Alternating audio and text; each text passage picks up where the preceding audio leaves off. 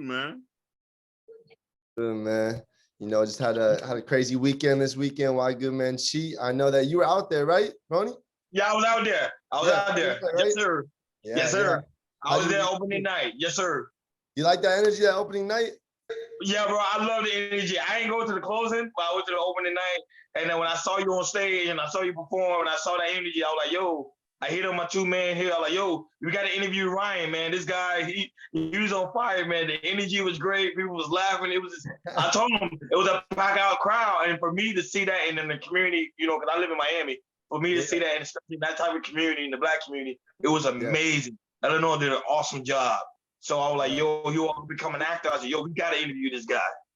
Yo, I appreciate it. No, thank you so much for coming out. Elodie did a phenomenal job, man. I've been completely honored and humbled to be able to be a part of her production. It's been absolutely amazing experience. You know, people I got to meet along the way, like it's just something else, man. It touched my heart.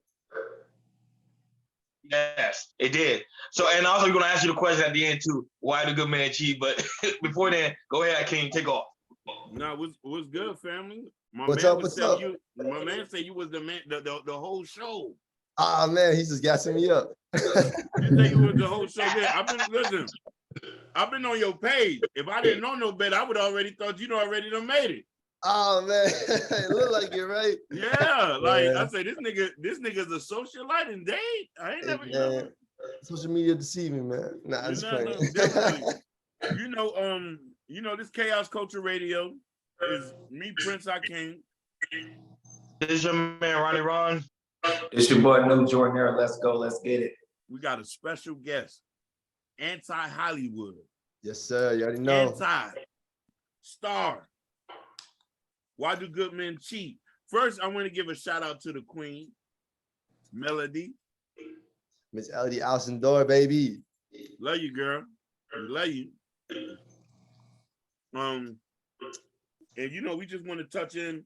First, I want to get into who you are, and we'll dive into the play. Like, where you from originally? So, I was born up in St. Petersburg, Florida, and I lived up there until I was like 5 or 6, and then we ended up moving up to Atlanta. Well, for people that are actually from Atlanta, they know Kennesaw, Georgia. It's pretty close. So we lived there until I was about 18, and my whole family moved back down here again. And so I stayed up there for months, and I ended up coming back down here because I wanted to, you know, get a fresh start, want to be around the family, things like that. So I moved down here, went to St. Pete again, and then to Fort Myers for college, went to Florida Gulf Coast University. And then after that, I landed here in Miami about 2 years ago, and I've been loving it since. I'm never going to leave, I don't think. So my thing is, what made you get into acting? Because, you know, a lot of people say they got into acting when they was little, like 5, 6 years old. What made you start into acting? No, like, you know, this is my first time acting. Like, to be honest with you, it was, I was supposed to be just an extra at first. That's why I applied for the extra gig. But, you know, I was really nervous, to be honest, because I'd never done anything like that. So I had been on like some like little reality dating shows and stuff before, but it wasn't anything like this. I didn't like being live in front of an audience, you know, so on, you know, performing. So I had to, I just decided to, you know, go take it out. Like, basically there was this director that I was going to work with for a music video. I didn't get the chance to work with him, unfortunately, but he did open up a door for me that I'm very grateful for him for. I don't even think he realizes how big of an opportunity he gave me just by a little story post he put up talking about, $50 a night, you know, talking about an extra scene. And I was like, okay, like, yeah. So, you know, I thought I was just going to be in a fight scene, this and that. I didn't even know it was a play. I ended up memorizing a monologue from Blow, Johnny Depp's Blow. And I went through and I just ended up reciting it. And Elodie was like, oh, that was pretty good. I actually have something else I want to put you in. And I brought my boy Felix with me. And so then Felix ended up taking the extras role that I was supposed to have. Shout out my boy Felix Yanez at Yachts with Felix. But he ended up taking that role, and then I ended up getting the role of Quincy James. So it turned out better than I thought. So, you know, it was good. I came in prepared, and I got blessed by that and blessed by Elodie. So very thankful to get the role of Quincy James. And yeah, it's been quite the experience, first time acting. They've helped me so much grow as a first time actor. You can ask any of them. I went in there and I was scared. I wasn't very, you know, confident. I wasn't projecting, things like that. And they watched me grow throughout these weeks, you know, and that's really why we became such a family, is we all had to be vulnerable, you know, and help each other grow. So that was something special. Since you started doing more acting, do you see yourself doing more acting in the future? I would definitely love to, just because I see how it can correlate into your real life. Like something that I noticed since I started this play is that I've been more expressive with who I am. I'm not afraid to kind of show, because when you're acting, you have to be somebody else. And so it kind of makes you pull pieces like with your character. Obviously you don't always play characters that you can't completely resonate with. Sometimes you do, but like for my character, I was able to find pieces of myself in him and kind of, morph the character. And that's what Elodie did, kind of give us the freedom to morph the character into our own. So it was good. It helped me get in touch with who I am a little bit more. It helped me get more confident. It helped me be more sure of myself. It gave me a lot of confidence going on that stage, because that's something I thought I was going to be scared. And then the minute I stepped on the stage and that curtain opened, I wasn't scared at all. And so that was something that really meant a lot to me, because that was always something I was really concerned about. But, I just trusted God, trusted Elodie, trusted my castmates, and everything went as planned, but better than planned. Hollywood, like, keep it real. You seem very natural with this shit. You sure you say you just started acting? Yes, sir. I'm asking the way you know what I mean? I looked at your Instagram. You look like you got a lot of charisma there. You got a lot of charisma. So I'm just wondering, like, how was what was the reception with like family and stuff when they heard you was about to do this? So my family, they all live up in Sarasota and Tampa and St. Pete area. I'm the only one down here. When I told them I was acting, they were just like, "Oh, that's pretty cool." My mom obviously was the most excited for me, and my dad. Everybody else, they didn't really like know too much about what was going on. I had like a quick little text from my uncle here and there checking in, but no one really knew kind of what it was until it actually happened. So I was blessed that my parents got to come down and see it. It's the first time seeing their son on stage. I had done little things when I was really little, like talking kindergarten. I played Jesus Christ in a play. I went to like this little kindergarten church school. That was the only time, but I don't remember that from anything, so this was really the actual first time being vivid on stage. And yeah, it was just, I think my family, I think they really enjoyed it. Having them out there, having that support from them really meant a lot to me. Just knowing that my mom and dad, my friends and family got to come see me. Unfortunately, my sister and my brother-in-law didn't get to see me, because they got two kids that are handfuls, man. I love them to death, but they sent me their love and support. So it was just good. It was nice, man. Did you I know you do music. Mm-hmm. Did you bring a little bit of that element to the play? I guess the only part that I did bring was in music, right? You have to be expressive as well. So when I'm in the studio and I'm in the booth, obviously every artist, they'll tell you have their own ritual, their own little thing they do before they get recording. But when you go into the booth as an artist, you kind of just feel disconnected from everything outside of the studio. For whatever time that you allotted for yourself to be in the studio, that's your own world. Nothing can touch you. It doesn't matter what happened outside. So I think that being in the studio and recording, being a recording artist, I do a lot of like expression in my music, right? So I've gotten better at this over the past few years as well, where I start to kind of like visualize myself in the music. I start to put that emotion and the energy, because you can tell the difference. There's a difference between you hear when someone's reading the lyrics off of their phone while they're recording versus learning to memorize it and then kind of putting your heart into it. So a lot of the songs that I have written recently have been more of the storyboard type of songs. And so like it was kind of me putting myself in a character anyways. So doing it for the acting kind of felt like, okay, let me just translate that into this. But I did have a little difficulty in the beginning, because this is something that even Elodie told me that young Bali did too, where when you rehearsing the lines, we were kind of spitting them like bars. When we're first learning the lines, and she's like, "Yo, slow down, hold on, it's not a song, like you don't rap it." So that was like the only thing that was, could translate over to in a negative way, was the fact that you start reciting it like bars, but eventually you slow down, you get more comfortable with your lines, and you're able to actually come into the character kind of in the same way that you would feel if you were in the studio and you're doing a song. Yeah, so I want to know what your thoughts about having a female director, because some people don't like to be guided by a woman. So how was your process being guided by a woman when it came to the stage play? That ain't never been a problem for me, man. My last music video I did, that was actually shot by Simi Sola, Simi Visuals. That's my best friend's sister, man. And she's an amazing director. So, I mean, something for me is that I don't really care, you know, whether you're man, female, gay, straight, black, white, whatever, you know what I'm saying? I judge by the energy and your heart. So when I met Elodie, I just knew she was a star. She's a CEO. She's like, I mean, I know y'all met her already. She's a boss. She's a beast. Like, I don't have enough good things to say about her. She's someone that I know is going to be successful because there's no way she's not going to win. She's not going to let it happen. So, you know, having her leadership, honestly, was extremely humbling because she got to teach me so much. She took a chance on me, you know what I'm saying? Because that's the role, like I had more lines than you would think that they would be given to a first-time actor. And she trusted me, you know, with her dream. So I felt extremely honored to be a part of it. And I loved working for her every single minute. And I hope that I get to work on future products with her. Did you bring any element of your personal life into the acting? Or was it, you know, I like to ask this sometimes because the topic that she's play is something that all of us men go through. And we you know what I mean, we have unless you're like a double D John or something like that, like a, you know what I mean?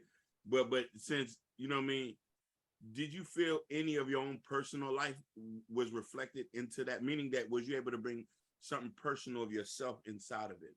Or you could say, okay, I could relate to this place, so I can do this because I've been in that situation.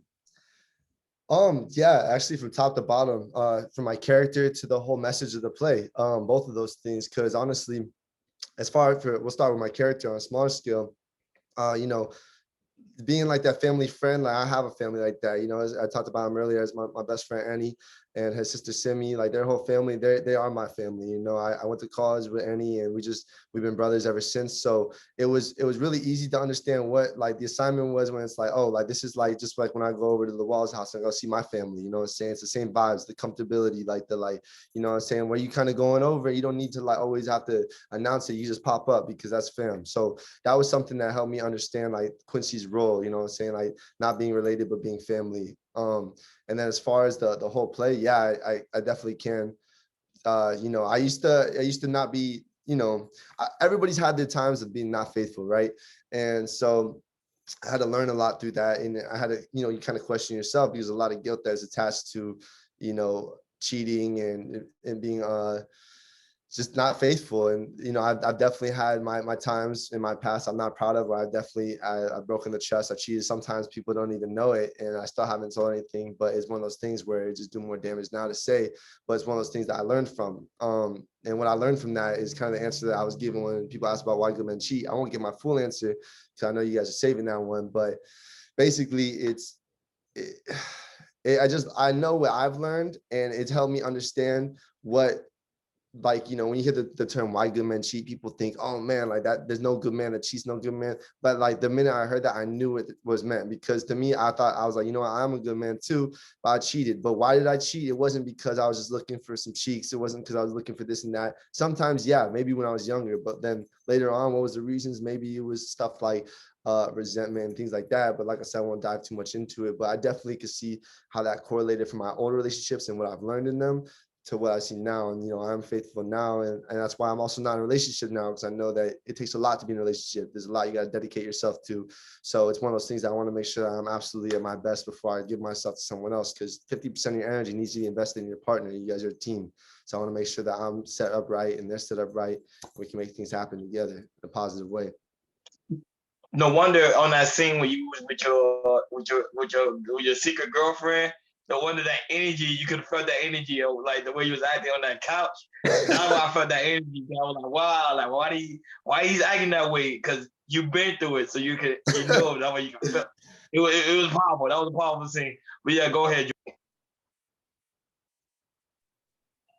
I was going to ask you, do you feel like for men that the more older they get, the more wise they get, the more they know they want from a woman, and they possibly, if they get that woman, they won't cheat?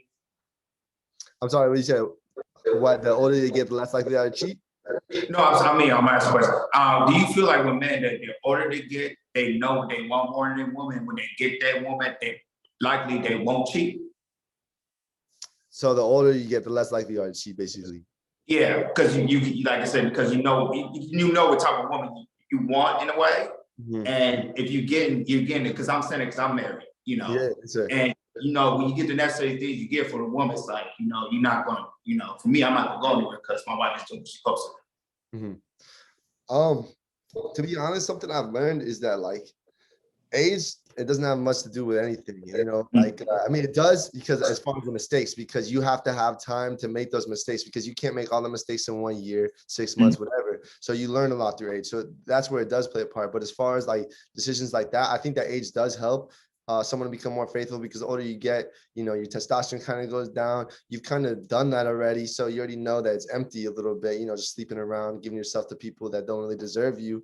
And so I think that it's easier to find your partner and be like, I've been looking for you. I finally found you. I'm not going to let go. So I definitely agree that can help. But I do know people that are in their 40s that are still, you know, I mean, not loyal. And like, it's just things that like, I feel like it's a choice in you. It's about where your heart's at. It's about how committed you are to your partner. What brought y'all together in the first place? I think that's a big thing too. Was it just the attraction because, you know, a pretty face will fade, or was it that energy that you feel? Because I'm big on energy, you know, I'm big on all that stuff. And if that energy isn't there, then it's easy to just not feel attached to someone and become selfish and think, oh, this is what I want though. And, you know, be driven by the flesh. But it's very important for you to realize that this is a partnership, is loyalty, is a team, you know, life is tough. So you want to be able to do it with somebody. That's a gift. Hollywood, let me ask you a question. What was your perception of the women of the cast and the roles? The women of the cast? And the roles that they're playing, and as this thing started to piece together to the final product, what was your overall perception of it, just the women and what it represents for them at that in the play? Well, I think that each woman in the cast, I think they did an amazing job, first off. And they're completely the most beautiful women in Miami, I have to say, and the most talented. They're bad. Like, I'm not gonna lie to you. They really were. They're amazing. Who you telling? Yeah. They extremely. I thought I was going cheap. You get what I'm saying? Who say that? You get in trouble, man. Nah, but they were amazing. You know, like they were doing something that a lot of women weren't comfortable with. You know, this is a play that it kind of can rub some women the wrong way because, like I said, we had a lot of women that were getting very upset about the topic, why good men cheat. You know, they didn't want to stick around for the message. We kind of see it outside the box. So the fact that these women, they want to put their face attached to such a controversial kind of topic with it, that was very brave of them. And the fact that they understood too. You know, it's very rare to have like women be able to side with I'm not bashing women, but it's rare for women to side with men on topics like this of like trying to understand, oh yeah, see, there's a reason he cheated. You know what I'm saying? That's something that like usually when I hear about man cheating, it's just like, boom, you know, crucify this man right away. So the fact that they were open to being open-minded and see his different perspective and help push a message about why good men cheat, that was real. So it took a lot of humility and took a lot of heart. And so I got a lot of respect for the women that were part of this cast. Fantastic.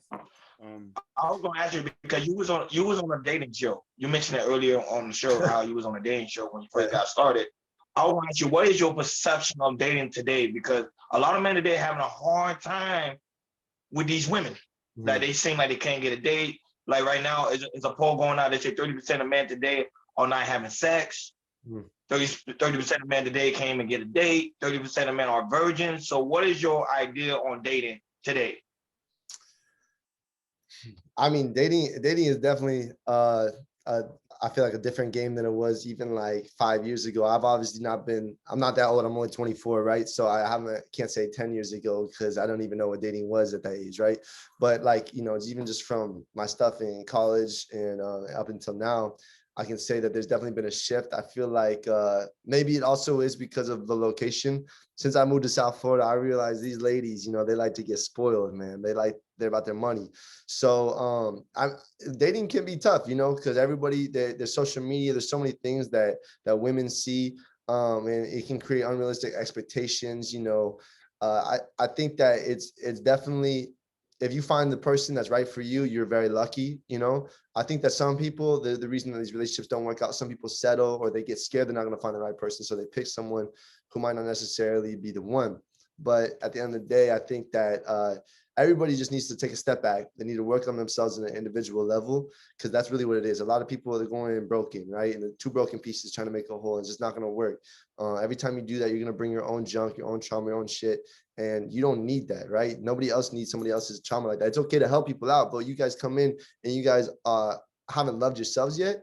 it's gonna be really hard to love that other person. So I think there's a lot of people that haven't loved themselves because of these unrealistic standards, because these things they see on social media, just because everything that's been pushed nowadays. You know, it's a gritty world. So I think more people need to find love in themselves, and then they'll be able to find it in someone else much easier.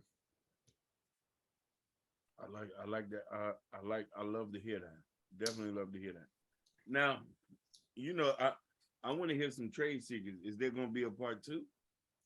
Oh man, shoot, I don't know what I can and can't say. I'll even give you a rundown right now. You know, I don't want to say anything just in case.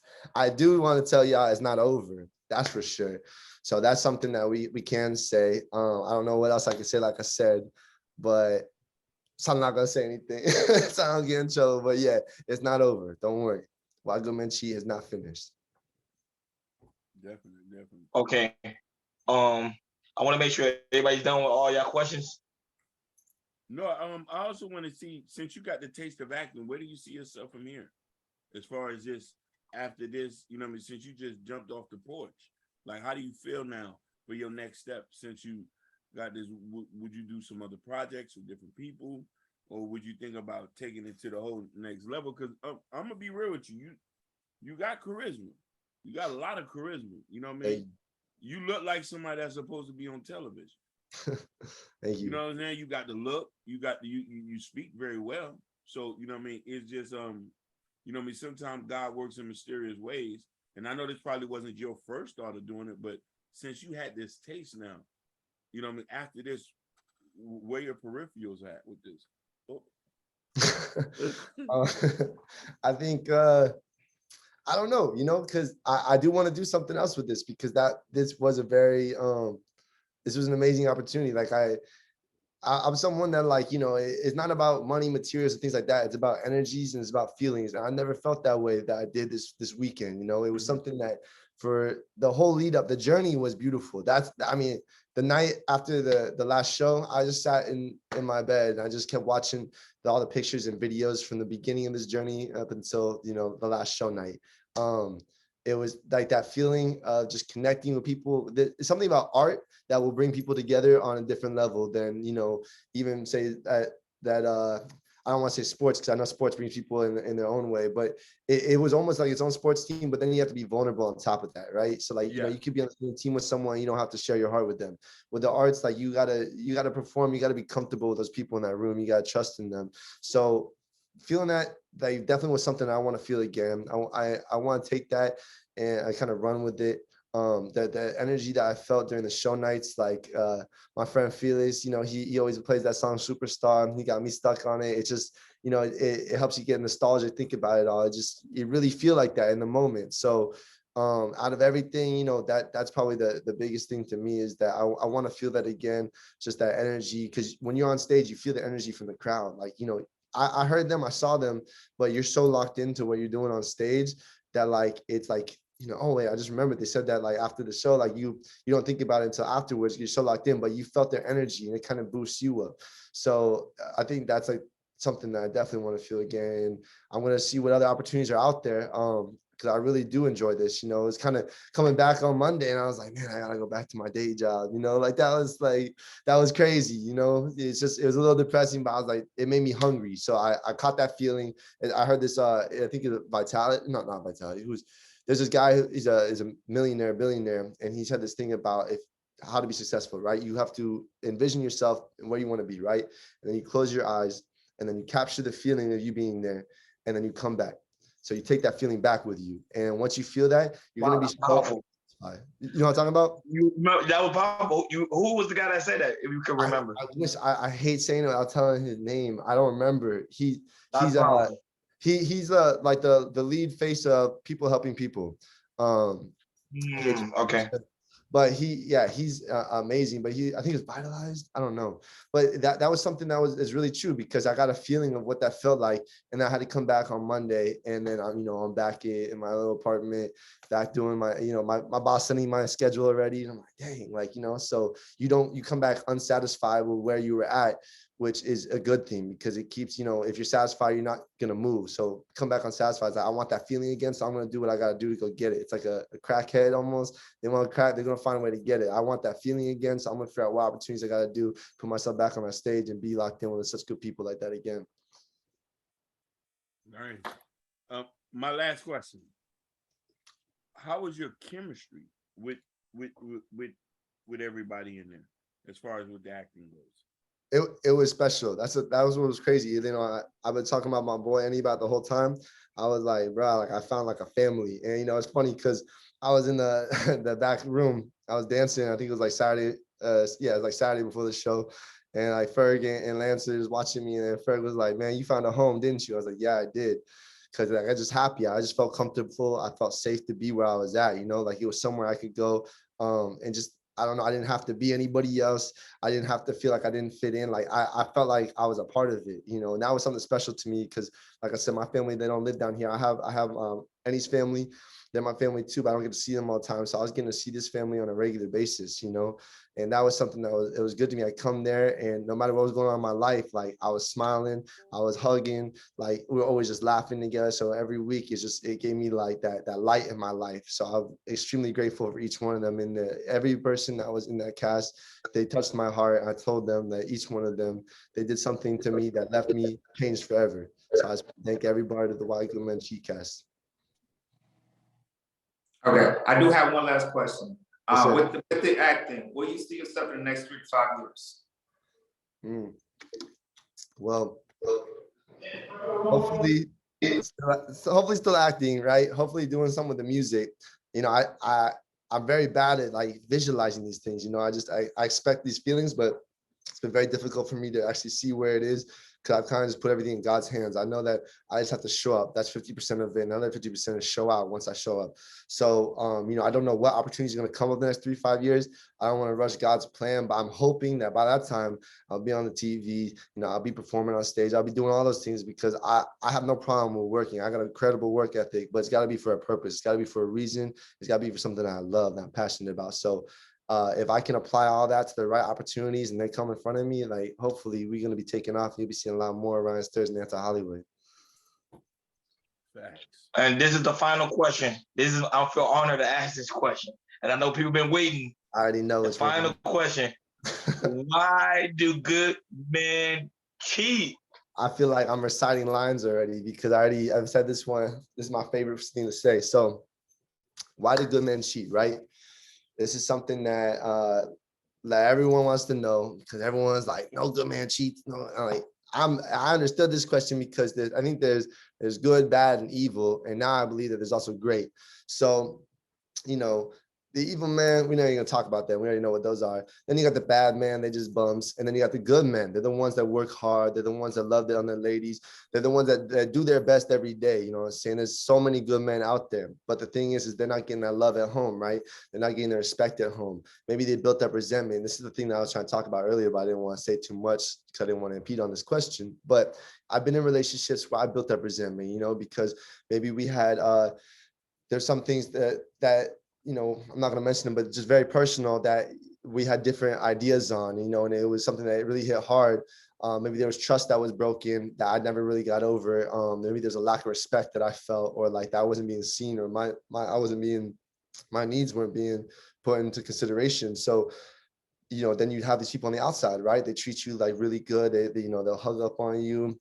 They'll treat you like a king, you know, this and that, make you feel good, boost up your ego. And as a man, it's very easy to fall into your ego and like into our pride. So, you know, when you get all that outside love, it's just like, oh, this is what I deserve. So I think a good man will cheat when they're not getting what they need at home. And that can go even down to a physical level. You know, that's like one of the least important ones, but it is but it's still very important because each part is important. But I have to say that the physical, maybe they're not getting the type of play that they need and they're going to look for somewhere else. But the thing is that a good man will cheat, right? But a great man won't. So that was my topic about it, is because with a great man is going to make sure that he's solid in every single way, right? And when he picks his woman, he's going to make sure it's a great woman, not a good woman. And that when you are two great people together, there's going to be no infidelity, there's going to be no betrayal, no broken trust, because you are two whole people. You committed to this, you knew what you're signing up for, and you picked the right ingredients in each other. So I think if you go, I pick someone who has got a pretty face and can make me laugh every now and then, but we have different values, or we have different ideas of what it means to raise a family and things like that, it's never going to work no matter how much you can make me laugh or how good, you know, it feels like whatever. But as far as a great man and a great woman being together, that's really what it is. You pick the right ingredients, and I know that I can trust you. I know that we see eye to eye, that we're always on the same page. We always got each other's back, and there's gonna be no concern.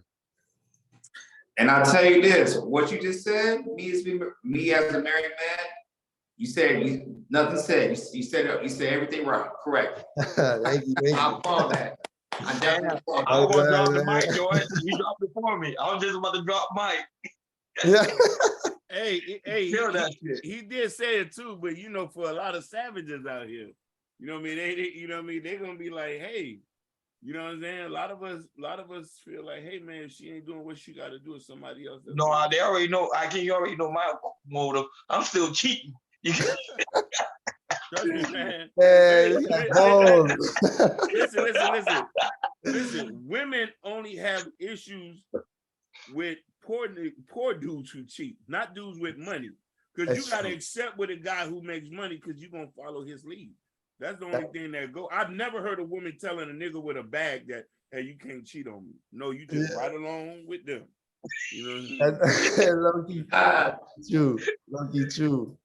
I think Michael Blackson, isn't him and his fiance, like she lets him have like a hall pass like once a month. Correct, yeah. The man's got money, bro. If I have money, shit, maybe I would have that. It's polygamy. It's a paid privilege. but that's listen, crazy. Ryan, I do gonna agree with you with this. There are some men who are strictly just not about that cheating stuff. Yeah.